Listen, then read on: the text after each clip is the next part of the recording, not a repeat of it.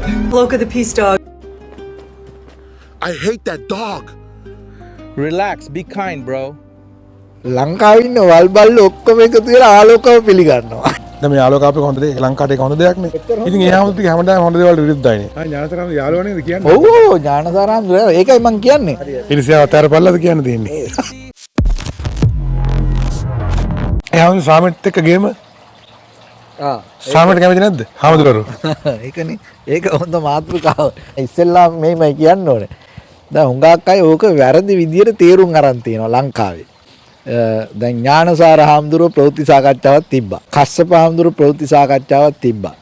ඒ තියලා මම බැලුවා ඔක්කොම බැලුවානේ. ඒ බැලුවාම ඇත්තටම මෙයාලා මේක මේ වැරදි පැත්තෙන් තමයි තේරුම් අරන් තියෙන්නේ. හරි. දැන් ඇත්තටම ඕක ඇමරිකාවේ වුණාම මේක මේ ට්‍රම්ප්ගේ යුද්ධේ නවත්තන්න කරපු කතාවක්වත් මොකක්වත් එහෙම එකක් නෙවෙයි. හරිද? මේක මෙයාලා මේ සාමය කියන පණිවිඩය මේක මෙයාලා මේ පණිවිඩයක් විදිහට තමයි මේක මේ කරන්න පටන් ගත්තේ. හරි? එතකොට සාමය කියන එක මේ යුද්ධ නවත්තලා එහෙම ගන්න පුළුවන් එකක් නෙවෙයි. සාමය කියන එක තමන්ගේ හිතේ හදා ගන්න ඕන කියන පණිවිඩය තමයි මේක. මං හිතුවා දැන් ලෝක සාමයට පාගමනකුත් ගියා අනිත් පැත්තට යුද්ධයකට උදේන මාර වැඩක් නේ මං හිතන් හිටියේ. එහෙම එකක් නෙවෙයි. දැන් මේක සාමය කියන එක මේ ලෝකේ සාමය කියන එක මේ බාහිර සාමය කියන එක නෙවෙයි. තමන්ගේ හිතේ සාමය කියන එක හදාගන්න එක තමයි වැදගත් වෙන්නේ කියන පණිවිඩය තමයි මේ ගෙනිච්චේ. ඒකනේ ඒකෙන් තමයි ඕක ඇමරිකාවේ හුඟක් හිට් උනේ. හරිද? ඒකයි today is my peaceful day කියලා හැම කෙනාම තමන්ගේ එදිනෙදා ජීවිතේ තමන්ගේ වටපිටාවේ තමන්ගේ පුද්ගලික ජීවිතේ තමන්ගේ මනස හොඳින් තියාගන්න කියන මැසේජ් එක තමයි මේකේ මුලින්ම ගෙනිච්චේ. හරි එතනම දැන් මම ඇමරිකාවේ සාමකාමී දිගටම ෆලෝ කරානේ. එතකොට දැන් මෙච්චර ක්‍රිස්තියානි ආගමික කතෝලික ආගම වැඩිම ඉන්න රටක අනික අර භයානක ප්‍රාන්ත පැත්තෙන් ගියේ සුද්ධ ආජාතික වැඩියෙන් ඉන්න දෙලිවර්දාරි ක්‍රිස්තියානි ස්ටේට් ගොඩක් ප්‍රාන්ත ගොඩක් මැරෙන් ගියේ. ඕනනම් 3-4 පොලකදී මිනිස්සු ඇවිල්ලා වාරේ කරන්න ආවා. මයික් තනි මිනිස්සු විදිහට. මේ ලංකාවේ මාධ්‍ය සාකච්ඡා තියෙන නිකන් අපි නිකන් හරියට බුද්ධ ආගම නේ වගේ සමතලා කරලාම දානවනේ. ඒක ගැන මොකද ආවනේ හිතන්නේ? ඇමරිකාවේ මෙච්චර මේ ක්‍රිස්තියානි රටක් කියලාත් ඔය මාධ්‍ය සාකච්ඡාවේදී කවුරුත් නම් ක්‍රිස්තියානි පූජා කරන මොනවා කරන්න තිබ්බද? එහෙම මොනවත් උන්නේ නැහනේ. සාමාන්‍ය තනි පුද්ගලයන් යයිලා හන්දි දෙක තුනක ප්‍රශ්න කරන්නේ මයික්‍රොෆෝන් අරගෙන ඇවිල්ලා. ඒකනේ මොකද ආවනේ හිතන්නේ අපි බෞද්ධ රටක් නේ ආවදනේ. ඔව් දැන් ඒකයි දැන් ඒක මෙහෙමයි දැන් මුලින්ම ඕක පණිවිඩේ ඉතින් හරි විදියට තේරුම් ගත්තා නම් ඕක ප්‍රශ්නයක් වෙන්නේ නැහැ. අනිත් එක මෙහෙමයි දැන් මෙයාලා මේ පාගමන ගියාට පස්සේ මේක ඇමරිකාවේ මුළු ලෝකේ පුරා ප්‍රසිද්ධ වුණානේ.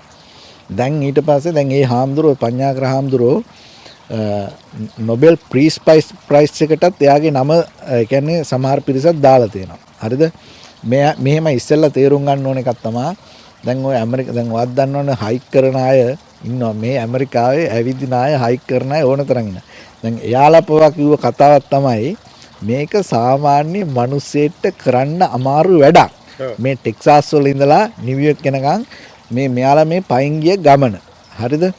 ඉතින් ඒකත් එක්ක මේකට මේ ලැබිච්ච අවධානයත් එක්ක ලෝකේ පුරා මේ පිරිස ප්‍රසිද්ධ වුණා. හරි?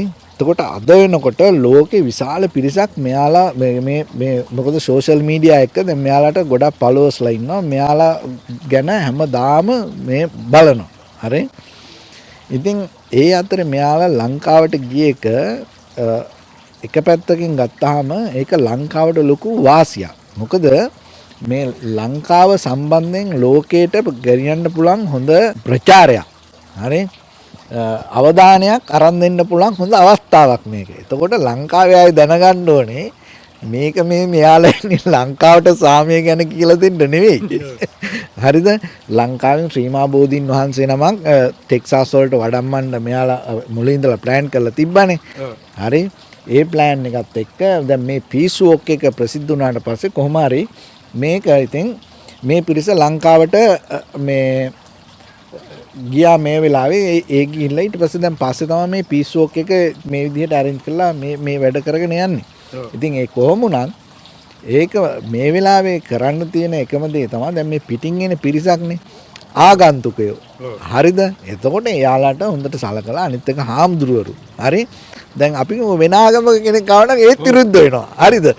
දැන් මේ හාමුදුරුවෝ ඒතකොට ලෝකේ කොහේ හිටියත් හාමුදුරු කෙනෙක් ආවම ඒ ජාත්‍යන්තර වශයෙන් පිළිගැනීමක් තියන අය ඉතින් එයාලට හොඳට සලකලා ගෞරව කරලා ඒ අවශ්‍ය කටයුතු සූදානම් කරලා දීලා එයාලව යවන්න ඕනේ. ඊට පස්සේ දැන් ආලෝක හරිද? දැන් ඔය බල්ලා සම්බන්ධිනුත් ලොකු ප්‍රශ්නාවනේ. දැන් ලෝක ඉතිහාසයේම ගන්නකොට මල්ලි ජාතක කතාවලත් ලෝක ඉතිහාසයේ සමහර බල්ලෝ ඉන්නවා සාමාන්‍ය ස්වභාවය ඉක්මවා ගිහිල්ලා විශේෂ හැකියාවන් තියෙන බල්ලෝ ඉන්නවා. හරිද? එහෙම ඔය මේ ජපාන ලයික් ඊට පස්සේ ජපානයේ බල්ලෙක්ගේ එක ස්ටැචු එකක් පව හදලා තියෙනවා කියනවා. අවුරුදු 10ක් 12ක්ද බලන් ඉඳලා තියෙනවා තමන්ගේ ස්වාමියා එනකන් කියලා. ඒ වගේ එහෙම ඉන්නවා. දැන් ඒක පැත්තකින් ගත්තාම දැන් මේවයි දැන් ඔය බල්ලොන්ට හරිද? මම ඔය කල්පනා කරේ ඒකයි. දැන් බල්ලන්ට හිතන්න පුළුවන්කම තිබ්බනම් අපිට වගේ හරි මිනිස්සුන්ට වඩා හරිද? ලංකාවේ ඉන්න වල් බල්ලෝ ඔක්කොම එකතු වෙලා ආලෝකව පිළිගන්නවා. යකෝ අපේගේ මේ කර ඔව් නෑ මම කල්පනා කරේ ඒකයි. හරිද? යකෝ අපේගේ මේ මෙහෙම දෙයක් කරානේ කියලා වෙමිනද. නමුත් අන්න ඒක කියන්නේ ඒ කියන්නේ ඕන මිනිස්සෙක් යම්කිසි යමක් කරනකොට අපිට පුළුවන් ඉන්න ඕනේ ඒක දිහා බලලා ඒක අගේ හොඳ දෙයක් නම් ඒක කුහක කමක් නැතුව අගේ කරන්න පුළුවන්කම තියෙන්න ඕනේ. හරි. ඉතින් ඒකින්ද අපි එක පැත්තකින් බලන්න ඕනේ මේ වගේ කාලෙක මේ වගේ හාමුදුරු පිරිසක් මේ ඇමරිකාවේ කරපු වැඩේ ඒ කියන්නේ හිතන්න බැරි වැඩක් නේ. දැන් මල්ලි දන්නවනේ අපි මේ ඉඳලා ටෙක්සාස් ඩ්‍රයිව් කරලා අපි ගිහිල්ලා හම්බුනකොට අපි කල්පනා කරේ ඒක ඒ කියන්නේ ඇත්තටම කරන්න අමාරු වැඩක්. එහෙම දෙයක් තමයි කරේ. ඉතින් ඒකට අගය කිරීමක් නේ. ඉතින් ඒ නිසා අපි තේරුම් ගන්න ඕනේ ඒ වගේ පිරිසක් ලංකාවට ආව එක ලංකාවට ලොකු සැලකිල්ලක් ගෞරවයක්. හරිද?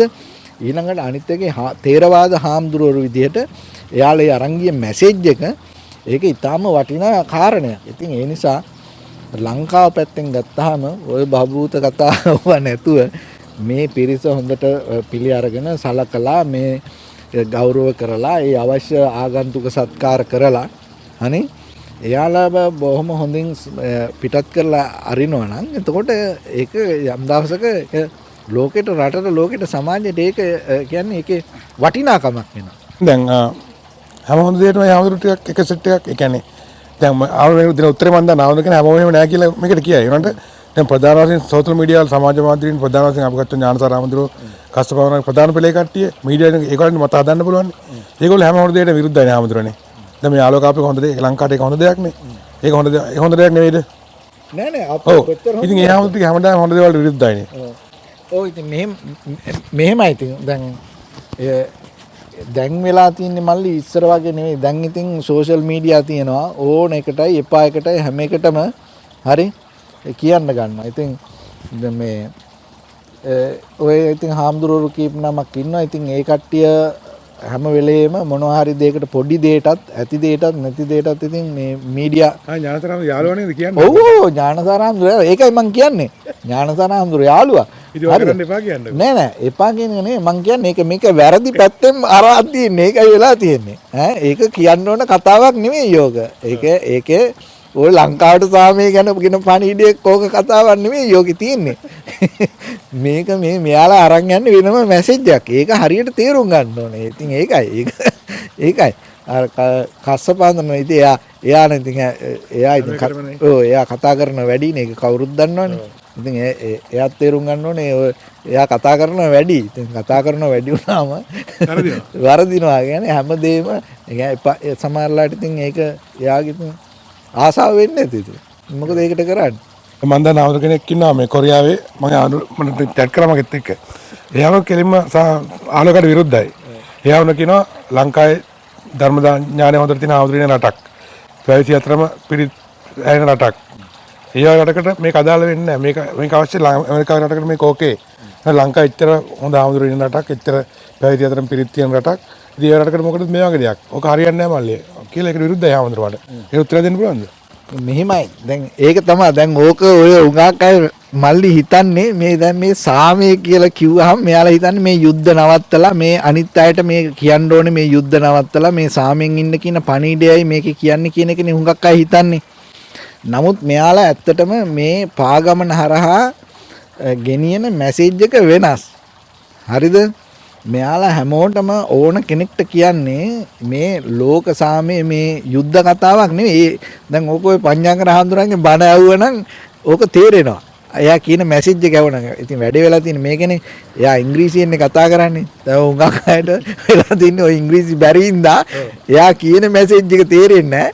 ඉතින් මේ සාම පාගමනිකවම ඔක්කොම හිතන්නේ මේ යුද්ධයට විරුද්ධව යන්නේ එකක් කියලා. මමත් එමේ ළඟ හිටිය කෙනා. හරිද? ඒ මේකක් නෙවෙයි මේක.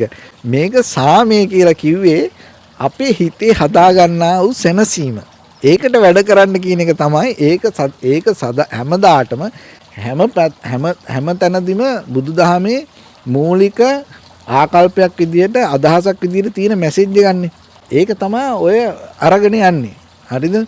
ඉතින් ඒ නිසා ඒක හැම කාලෙටම ඕන රටකට ඕන තැනකට වළංගුයි. ඒක සතාසිව්පාවට උනත් වළංගුයි. හරි? මට එන වෙලාවකට දැන් හම්දුනේ දැන් ඔය බහැරින හම්දුනේ සෙට් එක සමාජයෙන් නිකන් බැනුම් අහන හම්දුනේ සෙට් එක කියන්න හොඳ නැහැ. ඉතින් ගොඩක් මේ ඇමදිරින් බහැලා බැනුම් අහන කට්ටියක්නේ ඉරිසියාවට වගේ කියන්නේ තරහකට ඉරිසියාවට වගේද එහෙම උනත් දන්නේ නැහැ නේ. නෑ එහෙම නෙවෙයි මං කියන්නම්. මෙන්න මේකයි වෙලා තියෙන්නේ මල්ලි. හරිද? හොඳට අහගන්න. අපි රට ගැන කතා කරනවා. බුදුදහම ගැන කතා කරනවා. නමුත් රටට හොඳක් වෙනකොට බුදුදහමට හොඳක් වෙනවා නම් කියලා ඒකේ අවසාන ප්‍රතිඵල විදියට ඒ හොඳ අල්ලගන්න තේරෙන්නේ නැහැ. හරිද? දැන් බලන්න දැන් මෙයාලා මේ ලංකාවට දැන් හරි ඔය ඔක්කොම රටට ආදරය ගැන කට්ටිය කතා කරනවානේ. දැන් බලන්න මේ පිරිස මුලින්ම ලංකාවට ගියේ. හරිද? එයාලගේ සාමපාගම නිවර කරලා. ඒක ලංකාවට කොච්චර වටින දෙයක්ද? නම්බුවක්ද? එහෙනම් ලංකාව ගැන හිතනවා නම් අන්න ඒ පැත්තෙන් ඒක ගන්න තිබ්බනේ. අනේ මේක අපේ රටට කොච්චර වටින දෙයක්ද? බුදුදහම පැත්තෙන් ගත්තාම දැන් බලන්න බුදුදහම ගත්තාම බුදුදහමේ ප්‍රධාන ධාරා කීපයක් තියෙනවානේ ලෝකේ වටේ. හරි? දලයි ලාමතුමා එක පැත්තකින් ලෝකේ ප්‍රසිද්ධ වෙලා තියෙනවා. හරි?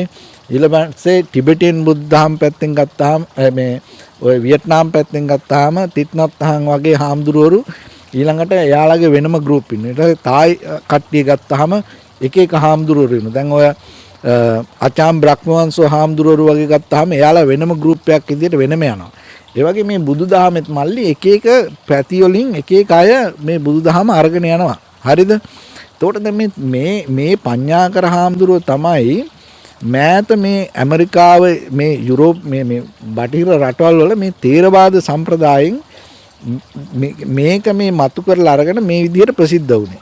හරි? එතකොට තේරවාදී බෞද්ධ රටක් විදිහට ලංකාවේ එක පැත්තකින් සන්තෝෂ වෙන්න තිබුණා. මෙයා මේ එයා බය නැතුව එයා තේරවාදී හාමුදුරු කෙනෙක් කියලා මේක මේ ලෝකෙට කියපු කතාව.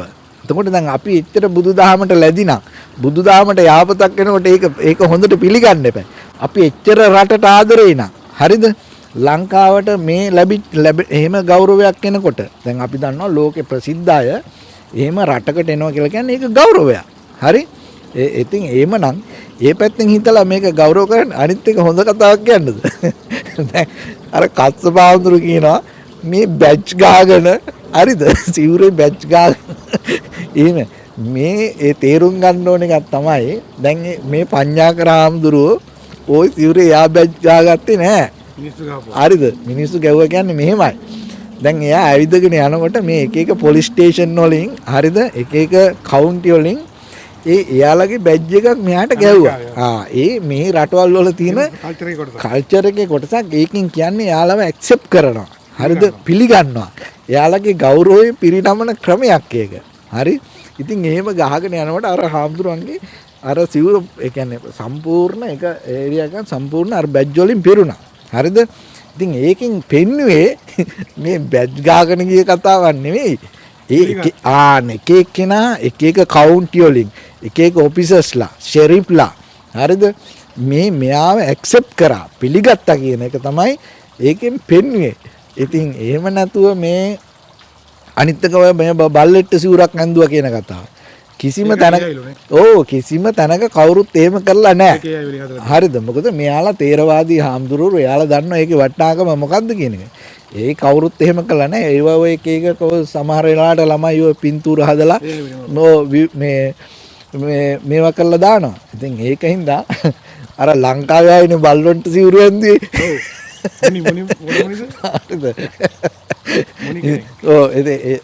විශ්වබුද්ධ හරිද? ඒකින්ද ඒ තේරුම් ගන්න ඕනේ යමක් වෙනකොට ඒකෙන් ගන්න පුළුවන් හරි දේ ගන්න වඩා වටිනා දේ ගන්න හැකියාව තියෙන්න ඕනේ. අන්නේ එහෙම හිතන්න පුරුදු වෙන්න. එතකොට හුඟක් දේවල් වලින් අපට වටිනා දේවල් ගන්න පුළුවන්. මල්ලි මැණික් උනත් මඩත් එක්කනේ තියෙන්නේ. හරිද? ඕක පෙරලා තමයි මේ මැණික් හොයාගන්නේ. එහෙම නැතුව එකපාරම මඩ ගොඩ අරගෙන විසික්කනම් මැණික් අහුවෙන්නේ නැහැ. ඒ වගේ යම්කිසි සිද්ධියක් වෙනකොට ඇත්තට රටට ආදරේ නා. හරිද? ආගමට ධර්මයට ලැබිනා අපිට පුළුවන් ඉන්න ඕනේ යම්කිසි සිද්ධියක් වෙනකොට ඒකේ මඩ අයින් කරලා හරිද? හොඳ දේවල් පෙරලා ගන්න. ඒක තමයි තියෙන්න ඕනේ හැකියාව. එහෙම නැතුව එපා එකටයි නැති එකටයි එපා එකටයි හරිද? හැම දෙයකම මේ විරුද්ධ වෙනකොට ඔය හිතන්නේ කෑම දෙනවනේ. හඳා කියන්න තියෙන්නේ මේ ඕවා වැරදි පැත්තෙන් තේරුම් ගන්න නැතුව හරි විදියට හිතලා මේ ඒකේ වටිනාකම තේරුම් ගන්න කියන එකයි කියන්න තියෙන්නේ. හරි ආන්දරේ. හරි. ඉරිසියාව අතර පල්ලද කියන්න තියෙන්නේ.